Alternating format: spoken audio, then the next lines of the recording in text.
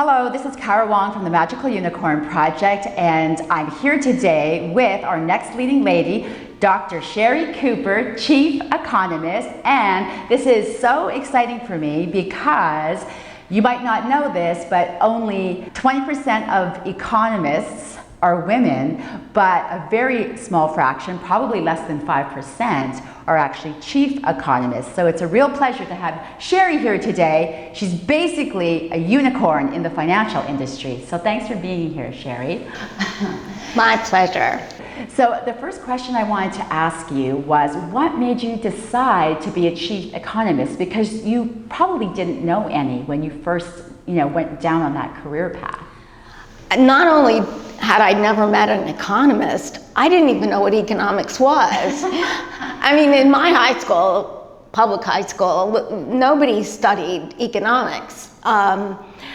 So to be honest, the reason I took my first economics course was because I had a hole in my schedule at 10 o'clock and the choices of what are 10 o'clock classes, there was like a philosophy class, there was economics, and I thought, well, okay, why not?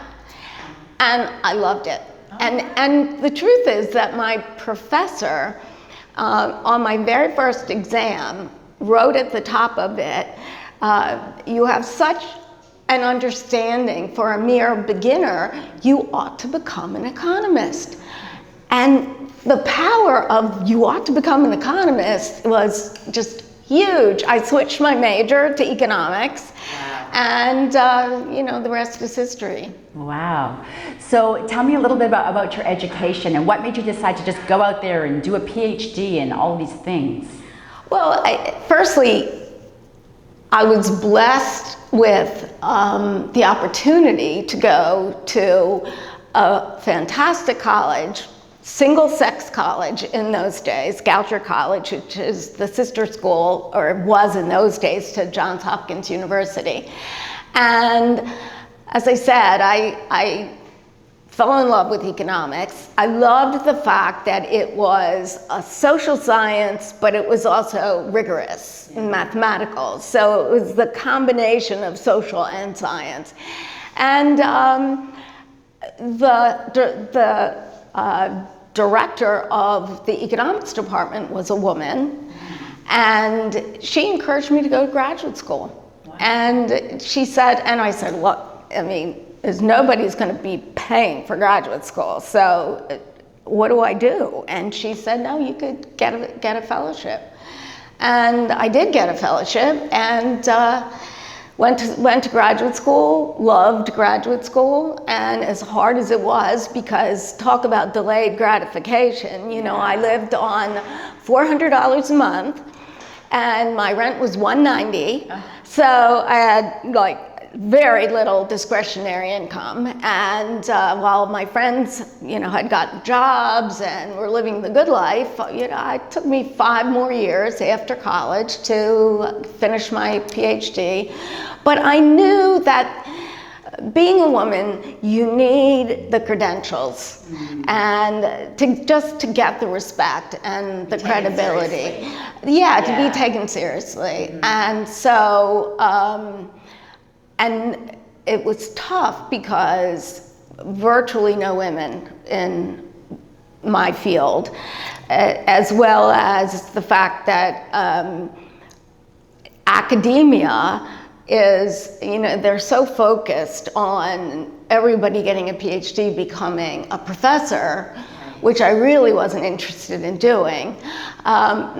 It was a struggle, but it was, I didn't actually get a decently paying job until I was 27. Wow. But hey, it was worth it. Delayed gratification. Right, and investing in yourself. Absolutely. Okay, well that's cool. And so where did you go from there? Did you have a desire to have children and do all of that, or were you really just career focused? Or did you believe you can have it all? I was always family oriented.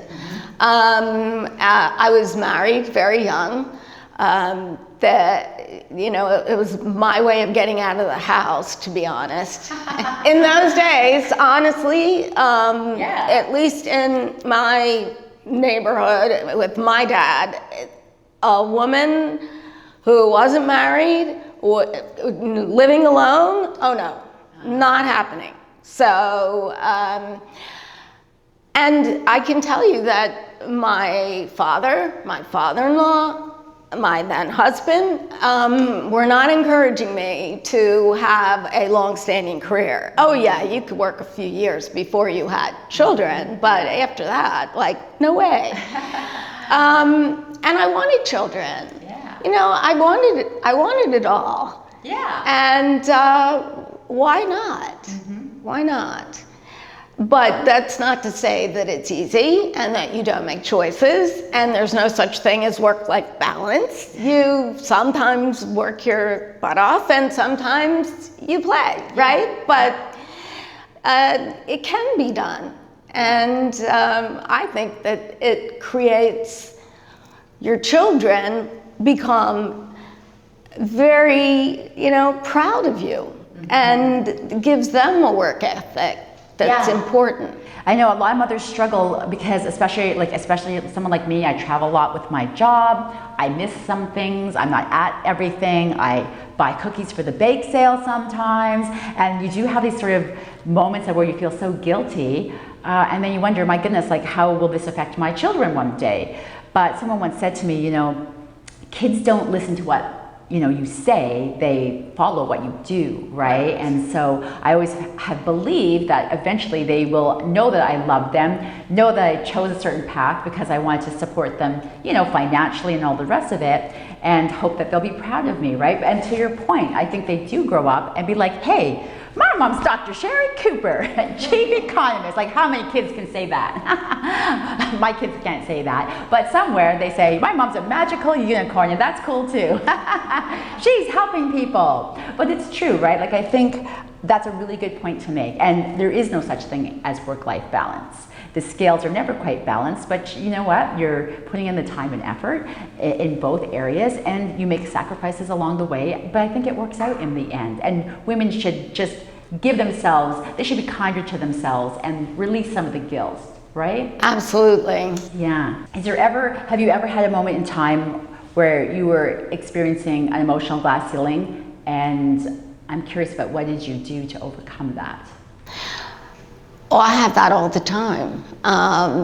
Good, me too. I think it's human nature to be anxious about doing anything that's outside your comfort zone.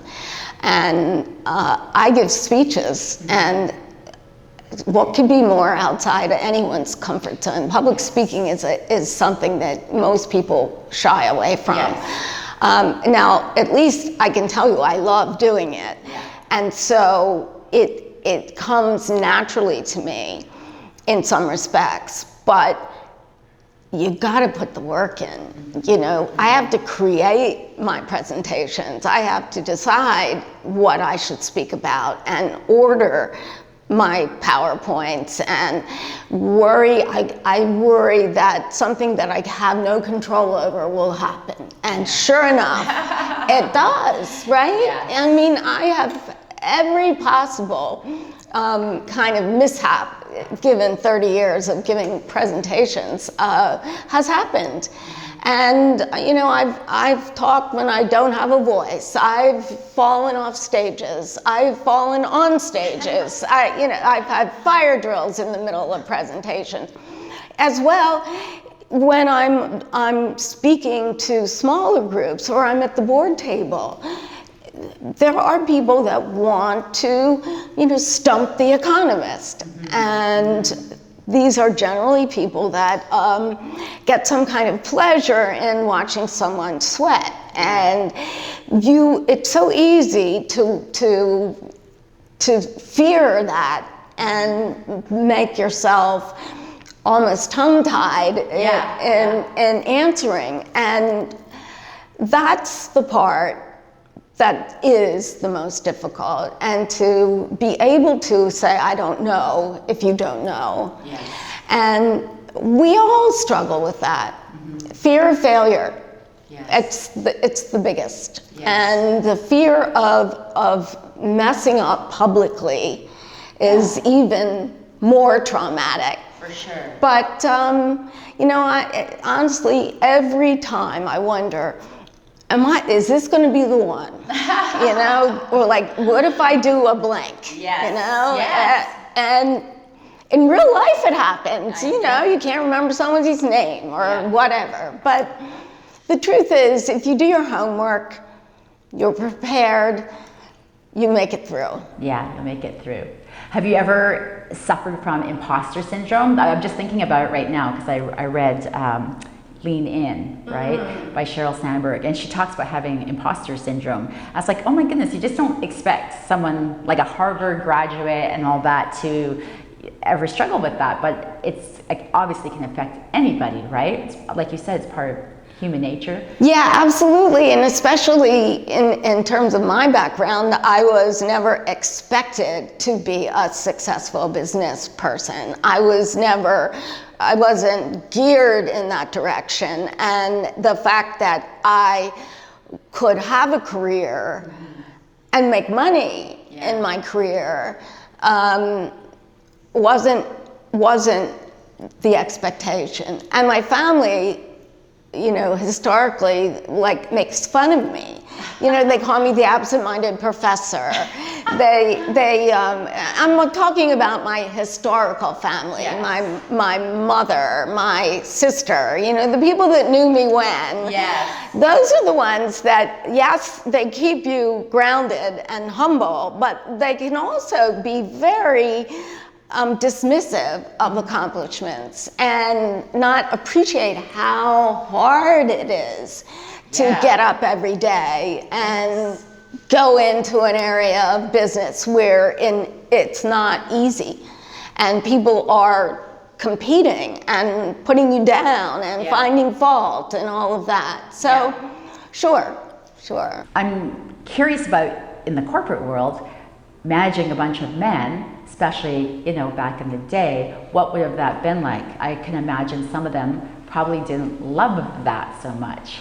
You bet, you bet. And of course, the older I became, the easier it was, both for the men and me. You know what I mean? Like if you're young and you have a man that reports to you who is much older than you, it's a tension. And at one stage of my career, I was not only chief economist, but I was also the head of fixed income for Burns Fry. And so the bond salesmen, all men, reported to me. And this was in the early 90s. Okay. And there were some tough days, and many of them could become disrespectful. And I fired a guy for throwing a telephone at me. Back when they were, you know, on the trading desk on the phones, and I told him that he had to cancel a sale because he was selling too much to just one client. It was a very hot deal, and we had to, you know, spread it around. And he threw the phone at me. And fortunately I ducked, but I fired him on the spot. He was our #1 salesman. And do you know, the powers that be, the CEO of the company, said, you can't do that. And I said. He said that to you? Yes. You can't do that? You can't right, fire him? you can't fire him. Oh, wow. And I actually had to say him or me. And I didn't know what the result was going to be. But, you know, you can't, and the whole room saw him do it, you know, so it's not like you can just take that and say it's acceptable. Yeah. You can't, it not only was disrespectful, but it was humiliating and it was dangerous. Yeah, it's abusive. It was totally abusive. And this is, like, he had a history of this. It wasn't the first time that he badmouthed me or talked back in a very unprofessional way. And that's putting it mildly. So like he was a problem. He had been a problem for a long time for a lot of people. So I just had to stick to my guns, and thank goodness he left. Boom! Right. So what about sexual harassment? Did you experience that too? Of course. And in fact, everybody did. In fact, I didn't even call it that because it was like de rigueur, you know, like it's like what. It wasn't even frowned upon. It wasn't. And in fact, I had another example during the bond era. I developed fixed income research for Burns Fry, and we hired this guy who was out of New York, and big, burly, young guy, and thought the world of himself. And I started getting comments from other women on the trading floor, and mostly they were very junior. Generally, they were assistants, commenting that he didn't keep his hands to himself, and he would make very rude comments. And one day I walked into his office. I had a report of his, and I had critiqued it, a couple of edits, wanted to talk to him about it. And he made some comments that were absolutely unacceptable. And I fired him. And it was the same issue again. I had to do the him or me thing. And, you know, it is so unfortunate. And what happened was I, again, got called into the CEO's office, and he said to me, Sherry, and this is a quote, he said, Sherry, if we fired every guy that hit on you, there'd be no one left. And that was the mentality. Yeah. And I said, Jack, unacceptable. Like, totally no. And fortunately, I won out. And in fact, it was even covered in the Globe and Mail because there used to be a kind of gossip column in the Globe and Mail, and the writer of the column said, "Don't cross swords with Sherry," and I like that. used the examples of these two guys that I crossed swords with, that were gonzo, and then you get the reputation of being scary Sherry. I love that. Scary Sherry. Yeah. But you know what? I mean, it's so important because how does life change? How do things progress if everything just stays the same and people don't, you know, say something or take a stand, right? It's sort of this project that I started. I know originally there was some concern that, oh, Kyra's going after men. But this isn't really about going after men. This is just about educating people about what this is like for women, and that we don't like this. Like even the Me Too movement, right? That started off being a movement, a non-profit project to help support women who found themselves in these situations and had no power, right? And were abused in some way. Like you were luckily a position where you could do that accent, but a lot of the women these things happen to aren't in that position, right? They just sort of have to. Absolutely, and I know that, and I haven't been harassed by a boss, and that's where the power is so unfair.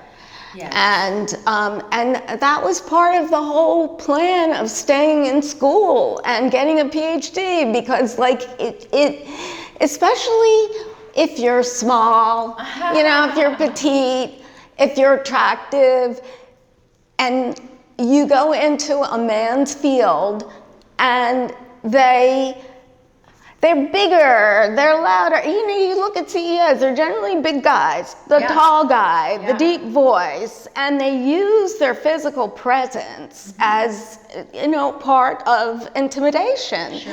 And, you know, I worked for Paul Volcker, he's 6'7". I couldn't talk to him if we were both standing up. You know, like I looked at his belt buckle. So, I mean, you want to, give yourself the chance to be as much of a presence in your own right for your smarts, for your abilities, Yes. not for all the other stuff that unfortunately, I don't like bullies. I never have. And by the way, women can be bullied. Oh, for sure. Women can be the worst to women. Oh my God. When I became a director of Burns Fry, which was 1986, first woman director on Bay Street, there were women secretaries who would tell guys who would tell me that they would say things like, she wants to be a director? Who does she think she is? Or one of them called me a barracuda. So, you know, women can be very mean to other women, and especially if they're jealous. Well, yeah, well, I was just going to say, I think whenever that meanness happens, it always comes from a position of weakness, not strength. Like, I think if you're a woman that feels secure inside herself and good about herself, you don't need to try and tear down another woman, right? I've never really understood that, but I've also been the victim, if you will, of nastiness from other women. And I just think, wow, like, that's a reflection of what's going on for you on the inside, right? And that's too bad. So sprinkle it with pixie dust and move on. Right. Well, you know, the other way that I found was very, very positive in dealing with men. Firstly, I love men. I mean, I've always liked men, and even growing up, like my best buddies were the guys, and as a child, I didn't like to play with dolls. I didn't like girl games. My very favorite gift when I was like 10 years old was my chemistry set. So I like math. I mean, how weird is that? But like, I like math, and so I enjoyed being with men. And what I found was the older guys early in my career, their wives didn't work, and they didn't encourage their wives, but they wanted their daughters to have opportunities. And I became a mentor to a lot of their daughters.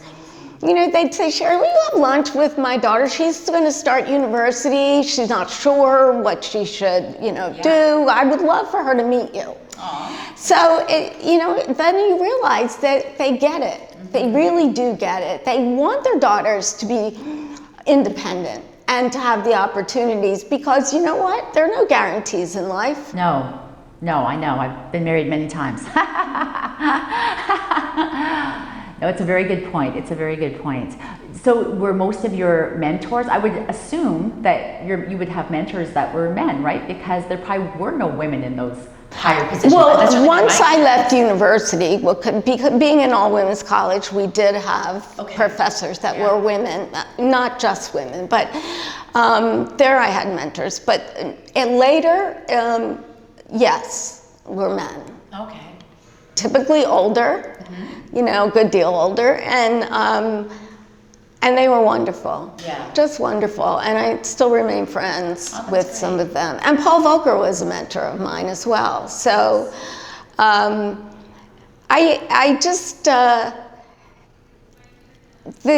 thing is though, that makes me sad is that even now, young women, well-educated, well-trained, hard-working, badass women are still confronted by so many of these things. Maybe it's not as overt as it used to be, but it's still there. Yeah, it is still there. That's so true. That is so true.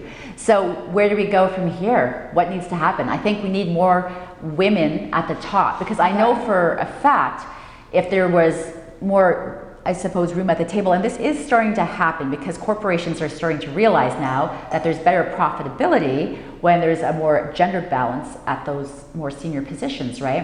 And I think when you have more women at the top, it's sort of like less cool. If you're one woman and some guy grabs your butt, right, and everybody laughs, then you sort of feel like, what can you do? But if there's a bunch of women there, or even a very evolved man that says, wait a minute, this isn't okay, then all of a sudden it's not okay, right?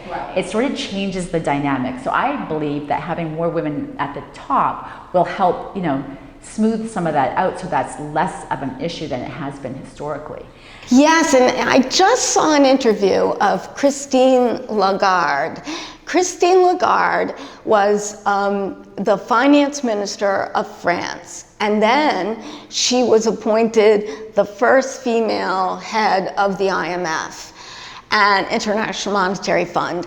And she made a rule at the IMF that said she would never be the only woman in the room. She refused to go to any function where she was the only woman in the room.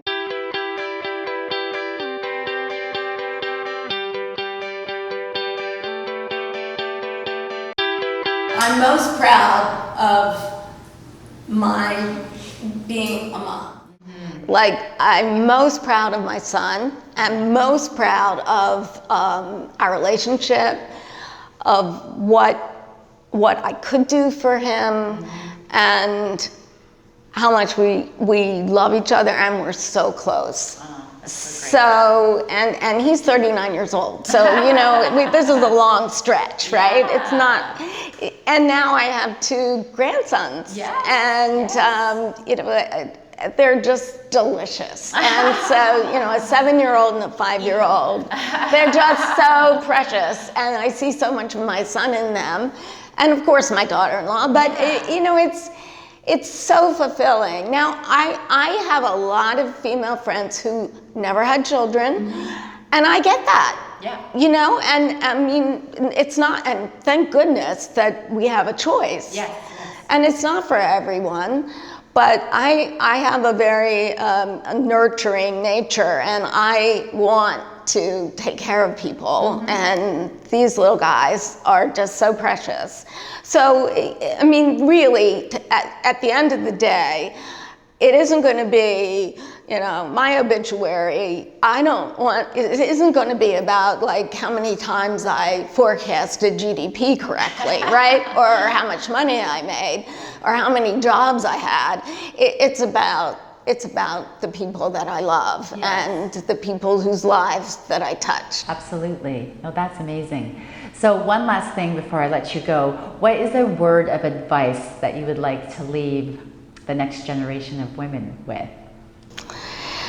Well, there's so much. I guess the thing I always said to my son, so this is gender neutral, which is if you think you can, you can. Yeah. And it's a head game, right? You gotta put it in your head that you can do something and believe it. If you can conceive of this goal, and I write my goals down. Yeah, I do too. And you conceive of it, you write it down, and then you believe in it. Yeah. Then you can achieve it. That's so true. Just like I believe in unicorns. But it's true. Even when I started this project, I thought, you know what? I'm going to shake it up out there. Because if I just put on a business suit and go out there and people look at me like here's another feminist, another angry feminist. And I thought, no, you know what? Because I'm not angry. I do love men. I have 2 boys. I have a wonderful husband. But I still know it needs to be better. And the unicorn represents oneness in our humanity. That's really what it's about. And approaching this with kindness, love, sparkle, and being one, being together, being better for each other, right? And people said this is probably like career suicide, Kyra, you doing this, like what are you doing? But I believed it, I thought, no, this will get attention and I'm gonna make a positive difference. And because no one is free until we are all free. I truly believe that. Yes. Right? Yes. So. And I do love mentoring and sponsoring women. I love to I love young women who've got a burn in their gut and want to be great at what they do. And that to me is extremely fulfilling, is to watch their growth and to help a little bit along the way. Absolutely, absolutely, impacting the lives of others. So thank you for what you're doing. Hey, thank you, and thanks for being an inspiration, because I think it was in Sheryl Sandberg's book, it says it's hard to be what you can't see, right? And somehow you went out there and became a chief economist, not being able to see that. Like, that's believing in the unseen. Right. Like, that is a very magical unicorn quality that you have in yourself, right? But because you've done it, there's other women now going for that. It's like, Dr. Sherry Cooper did it, I can do it, right? And that's really powerful, because you're absolutely right, and it is a mindset. But having inspirational women who have been out there blazing the trail certainly helps a lot. So thank you, Sherry. You're welcome, Kyra. I really appreciate it.